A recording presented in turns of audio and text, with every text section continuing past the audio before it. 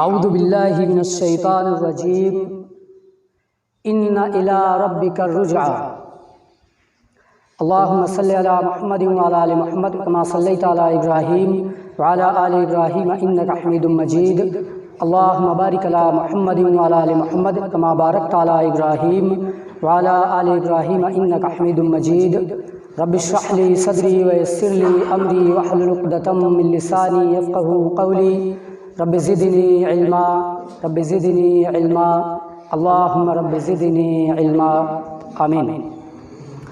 معزز حاضرین جمعہ، خطبہ مسنونہ کے بعد آپ کے سامنے قرآن کریم کی ایک چھوٹی سی آیت تلاوت کی گئی ہے۔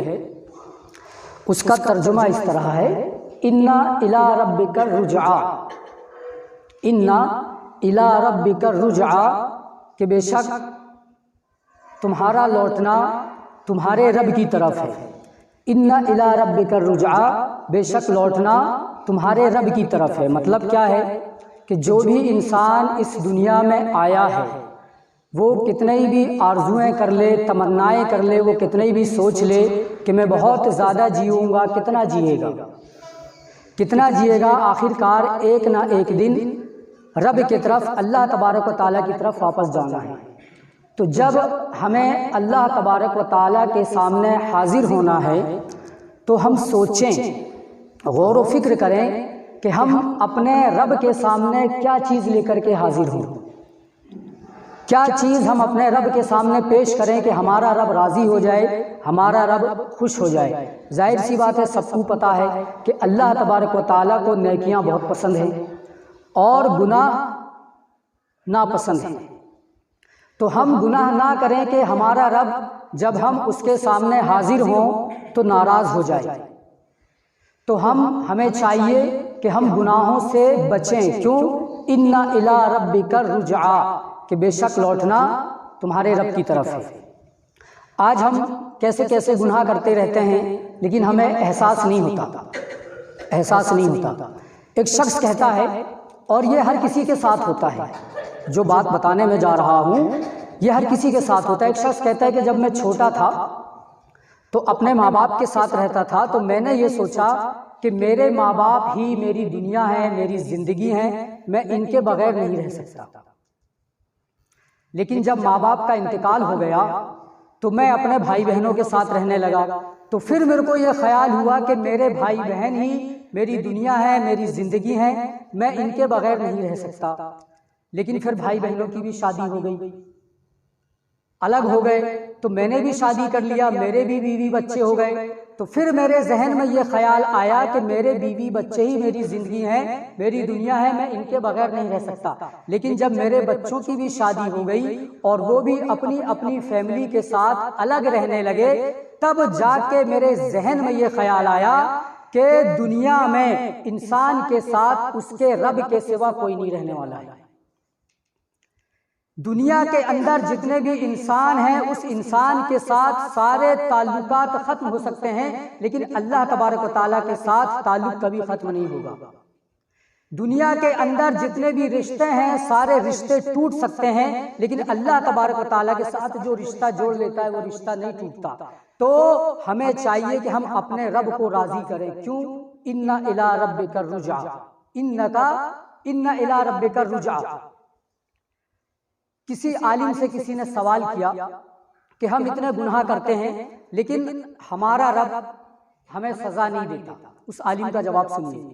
سوال کیا کسی نے کہ ہم اتنی نافرمانی کرتے ہیں، اتنا گناہ کرتے ہیں، لیکن اللہ تبارک و تعالیٰ ہمیں سزا نہیں دیتا۔ تو اس عالم نے کہا کہ اللہ تبارک و تعالیٰ ہمیں سزا دیتا ہے لیکن ہمیں احساس نہیں ہوتا، ہمیں احساس نہیں ہوتا۔ وہ بات کی وضاحت کرنے سے پہلے میں ایک مثال دوں۔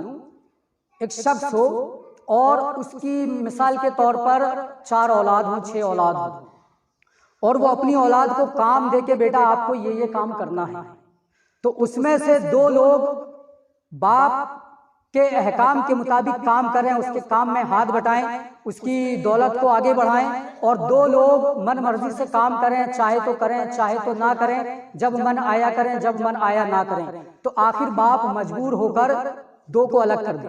سائٹ میں ڈال دے، نہ ان سے بات چیت کرے، نہ ان کو خرچہ پانی دے، گھر سے نہیں نکالا ہے، صرف الگ کر دیا، سائٹ میں ڈال دیا، نہ ان سے بات چیت کرتا ہے، نہ ان سے مشورہ لیتا ہے، نہ ان کو خرچہ پانی دیتا ہے، صرف وہ گھر میں کھا رہا ہے، پی رہا ہے اور رہ رہے ہیں، اور 2 بچے جو اس کے حکم کے مطابق عمل کر رہے ہیں، تو باپ ان سے مشورہ بھی لے، بات چیت بھی کرے، کیسے کام کو آگے بڑھائیں، اور ان کو خرچہ پانی بھی دے، تو وہ لوگ جو سائٹ میں پڑے ہیں ان کو ہم کیا کہیں گے؟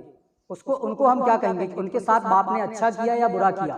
سائٹ میں ڈال دیا، صرف کھا پی رہے ہیں، گھر میں رہ رہے ہیں، نہ ان سے بات چیت کرتا ہے، نہ ان کو خرچہ پانی دیتا ہے، نہ ان سے کوئی مشورہ لیتا ہے، تو ظاہر سی بات ہے اس کو ہم اچھائی سے تعبیر نہیں کریں گے بلکہ سزا سے تعبیر کریں گے۔ تو سنیے اللہ تبارک و تعالی ہمیں کیسے سزا دیتا ہے۔ ہمیں یہ احساس ہوتا ہے کہ اللہ ہمیں سزا نہیں دیتا، سزا دیتا ہے۔ کیسی سزا دیتا ہے؟ یہ کم بڑی سزا ہے کہ ہمارے دل سخت ہو جائیں، ہم نیکی کو نیکی نہ سمجھیں اور گناہ کو گناہ نہ سمجھیں، یہ سزا ہے اللہ تبارک و تعالیٰ کی۔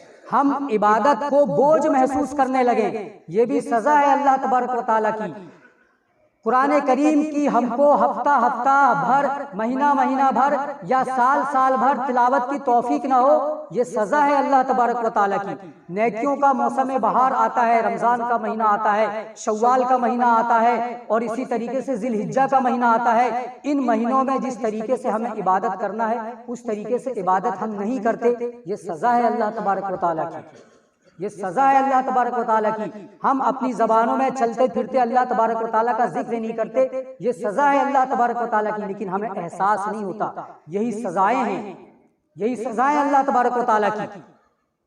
اسی طریقے سے ہم جیسا مرضی چاہیں زندگی گزار لیں تو رب نے ہم کو بالکل انہی لوگوں کی طرح کر دیا جس طرح باپ نے لوگوں کو سائٹ میں ڈال دیا، 2 لوگوں کو، تو ان کو خرچہ پانی دے رہا ہے۔ تو اللہ تبارک و تعالیٰ نے جب ہمیں بھیجا ہی اس لیے کہ ہم اس کی عبادت کریں، اس کی عبادت کریں، ہم اس کی عبادت نہیں کر رہے ہیں، اور ان عبادتوں کی وجہ سے جو ہمارے اکاؤنٹ میں نیکیاں جمع ہونا تھا وہ جمع نہیں ہو رہی ہیں، تو اس کو ہم سمجھ رہے ہیں کہ اللہ تعالیٰ ہمیں سزا، ارے یہی کم بڑی سزا ہے کہ جس مقصد کے لیے ہم بھیجے گئے ہیں اسی کو بھلا دیے، اور ہم سوچ رہے ہیں کہ اللہ تبارک و تعالیٰ ہمیں سزا نہیں دیتا۔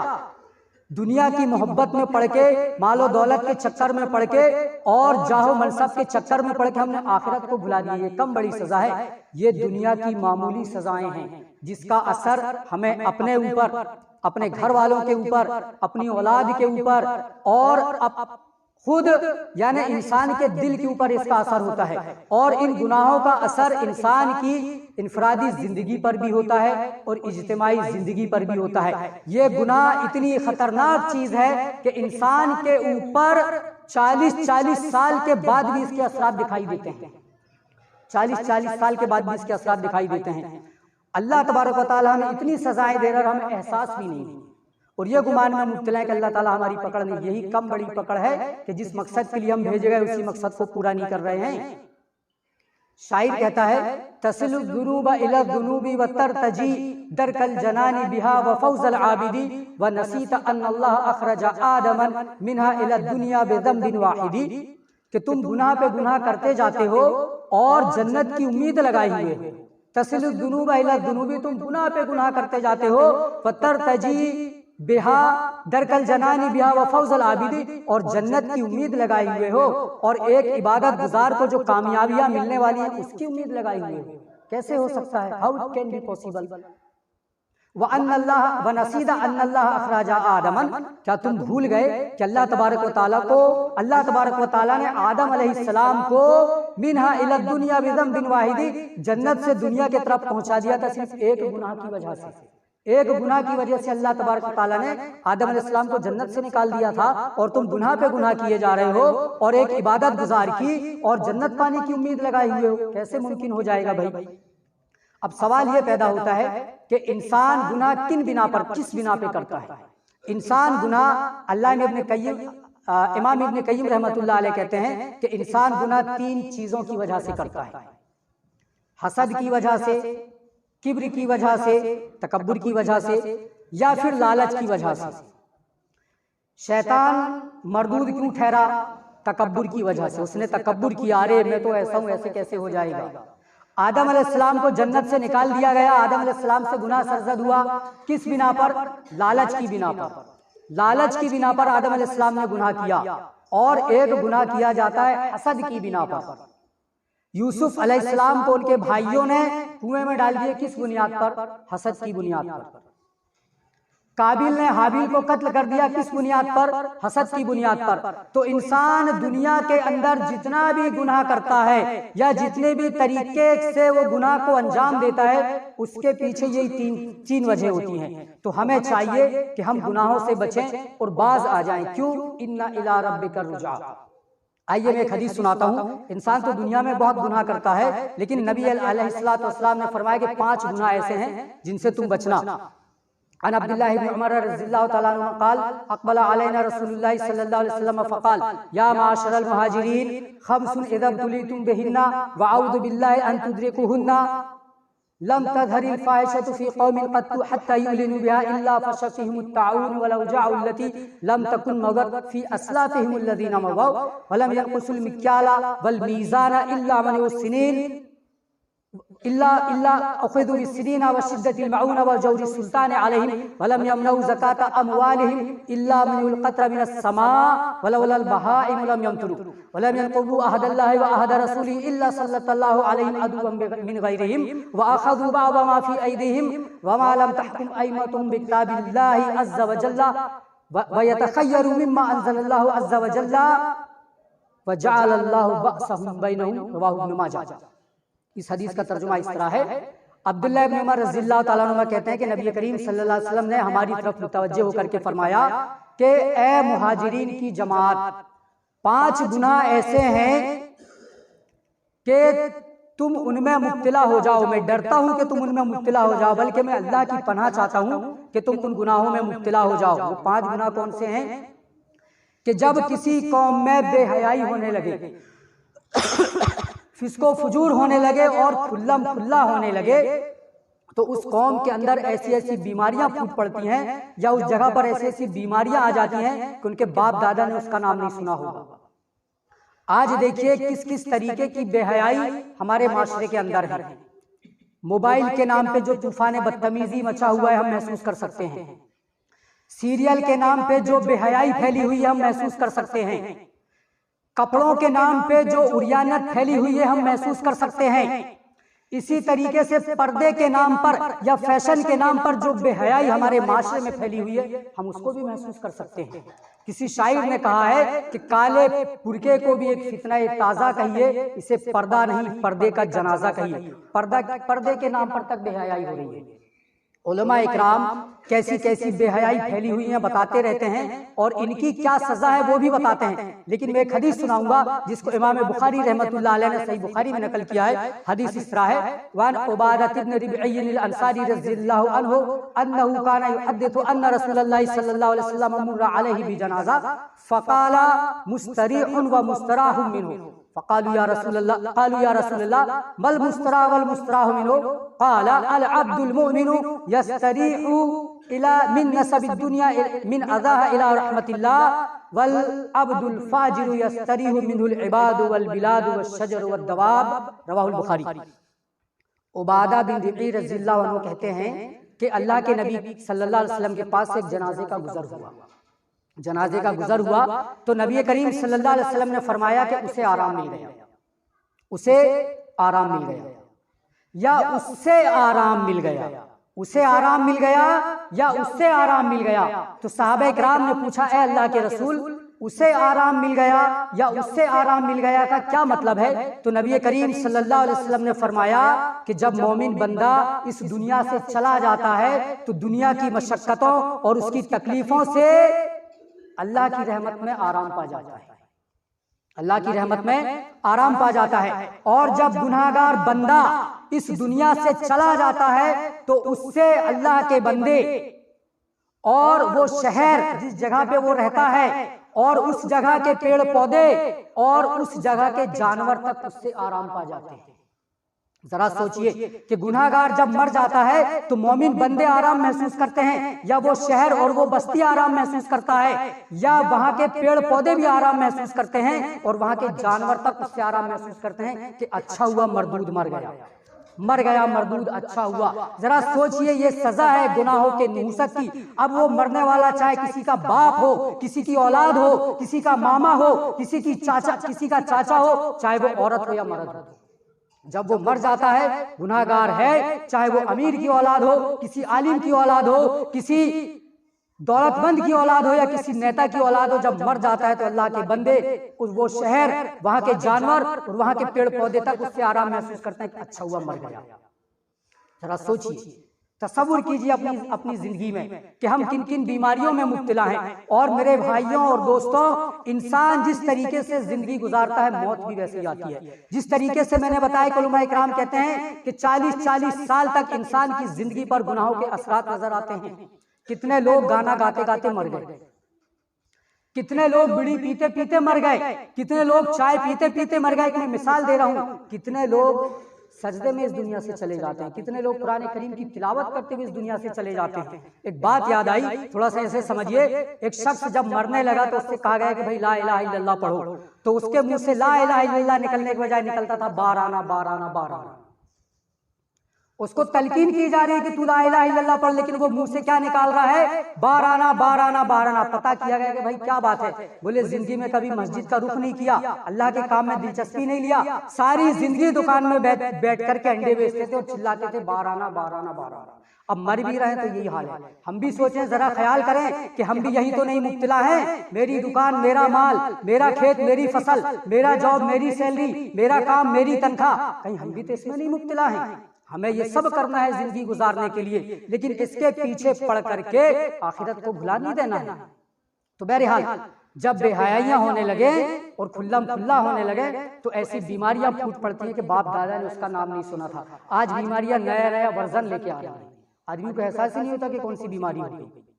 بہرحال اس کے بعد اللہ کے نبی صلی اللہ علیہ وسلم نے فرمایا کہ جب ناپ تول میں کمی کی جانے لگے تو وہاں پر بارش روک دی جاتی ہے، سوکھا پڑ جاتا ہے، قحط پڑ جاتا ہے، اور کیا ہو جاتا ہے؟ لوگ معاشی تنگی کا شکار ہو جاتے ہیں، دھندے میں برکت نہیں رہ جاتی، گھاٹا چالو ہو جاتا ہے، مارکیٹ میں مندی چھا جاتی ہے۔ اور تیسرا گناہ کیا ہوتا ہے؟ ناپ تول میں کمی کرنے کی وجہ سے تیسری سزا کیا دیتا ہے اللہ تعالیٰ؟ کہ ظالم لوگوں کو مسلط کر دیتا ہے، ظالم بادشاہوں کو مسلط کر دیتا ہے۔ یہ ناپ تول میں کمی کرنے کی سزا ہے۔ اسی طریقے سے جو لوگ اپنے مالوں کی زکوٰۃ روک لیتے ہیں، وَلَمْ يَمْنَعُوا زَكَاةَ أَمْوَالِهِمْ إِلَّا مَنْ الْقَطْرَ مِنَ السَّمَاءِ، تو جو لوگ اپنے مال کی زکوٰۃ روک لیتے ہیں آسمان سے بارش رک جاتی ہے۔ اگر چوپائے نہ ہو تو وہاں پر ایک بوند بھی بارش نہ برسے، ایک پانی کا قطرہ بھی نہ برسے۔ آج ذرا سوچئے کہ کتنے لوگ اپنے مال کی ایمانداری سے زکوٰۃ نکالتے ہیں۔ اللہ تبارک و تعالیٰ نے زکوٰۃ کے سسٹم کو اس انداز سے رکھا ہے کہ اگر اس انداز کو اپنا لیں، اس سسٹم کو اپنا لیں تو وہاں پر کوئی غریب باقی نہیں رہے گا چند سالوں کے بعد۔ مثال کے طور پہ آج کے دور میں 20 کنٹل، 50 کنٹل، 100 کنٹل، 1000 کنٹل غلہ معمولی بات ہے۔ کسی کا 100 کنٹل ہوا تو کتنا نکالنا پڑے گا؟ 200 کنٹل ہوا تو کتنا نکالنا پڑے گا؟ کسی کا 500 کنٹل ہوا تو کتنا نکالنا پڑے گا؟ 50 کنٹل نہ، کیا کسی نے نکالا 50 کنٹل کسی نے؟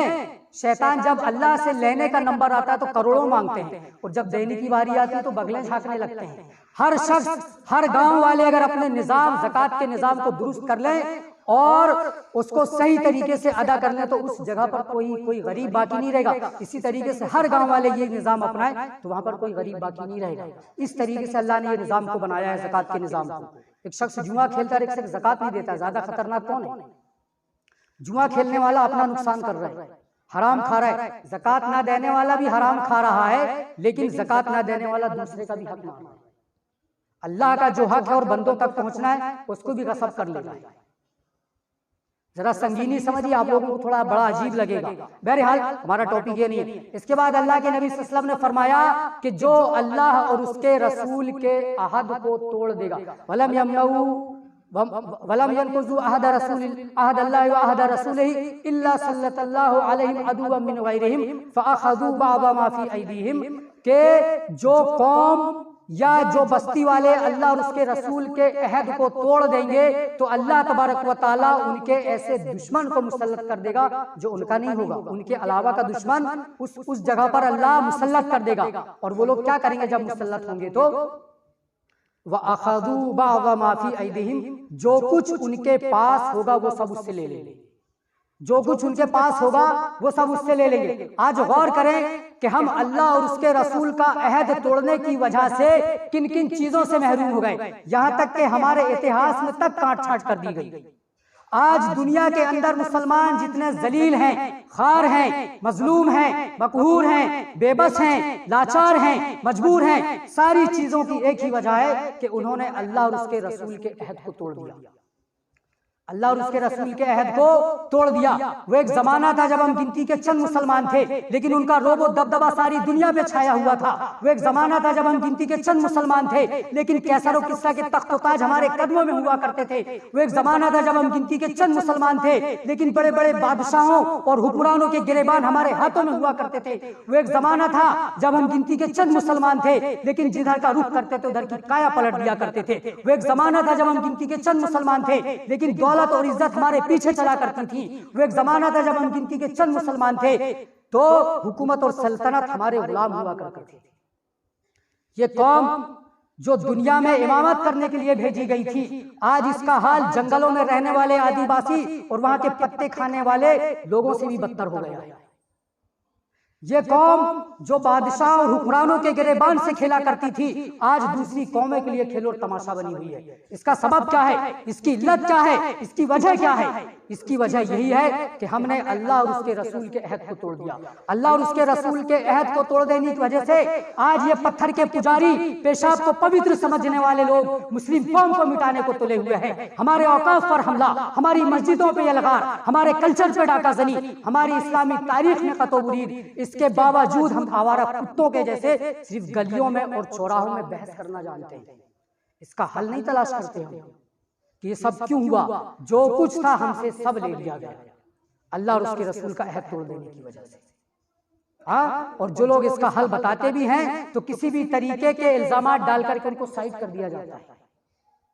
ذرا سوچے کہ اس کا سبب کیا ہے؟ تو جب اللہ اور اس کے رسول کہ عہد کو کوئی قوم توڑ دے گی تو اللہ تبارک و تعالیٰ ایسے دشمنوں کو مسلط کر دے گا جو ان میں سے نہیں ہوگا، کسی دوسرے سے ہوگا، اور ان کے پاس جو کچھ ہوگا وہ ان سے سب کچھ لے لے گا، سب کچھ لے لے گا۔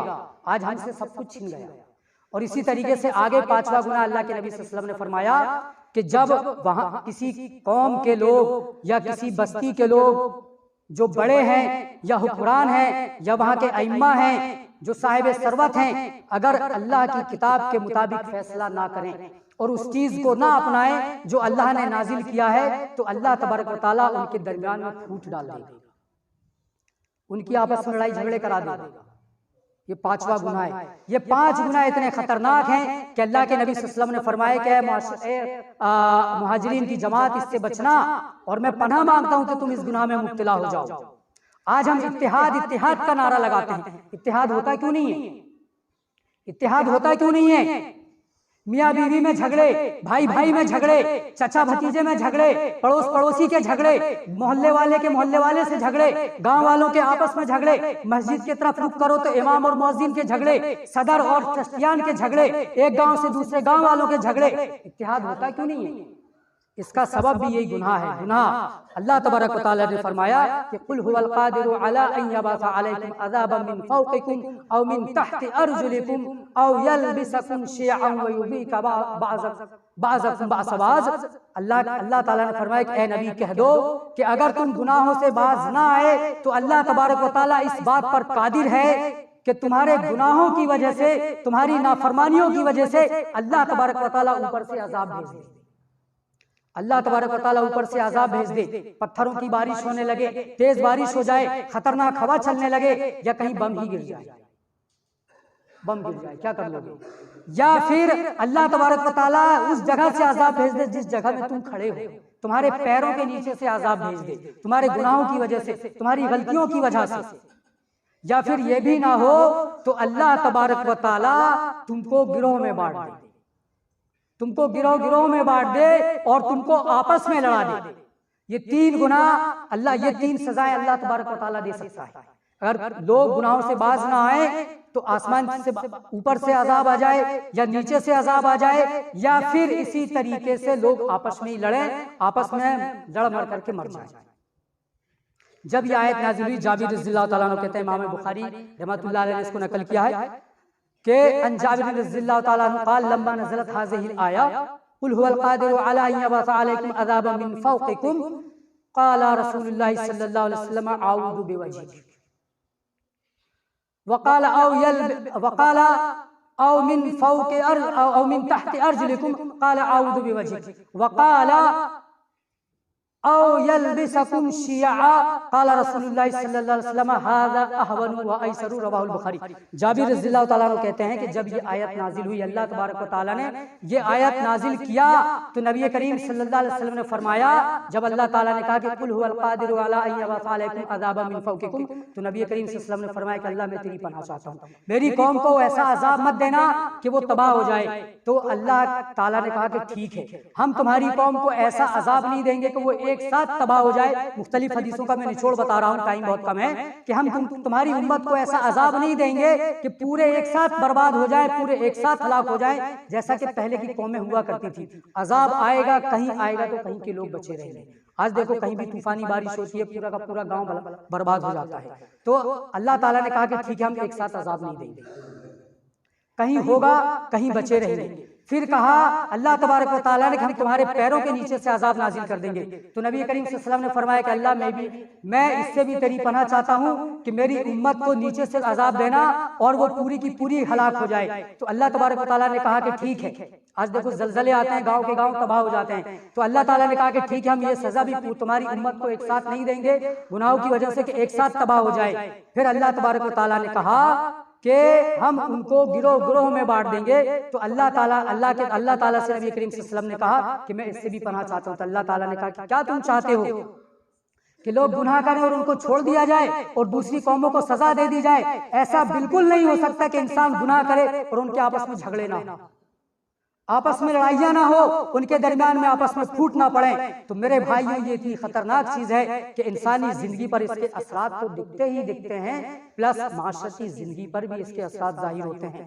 آپ بخوبی اندازہ لگا سکتے ہیں کہ آج ہمارے معاشرے میں کس طریقے کے لڑائی جھگڑے برپا ہیں۔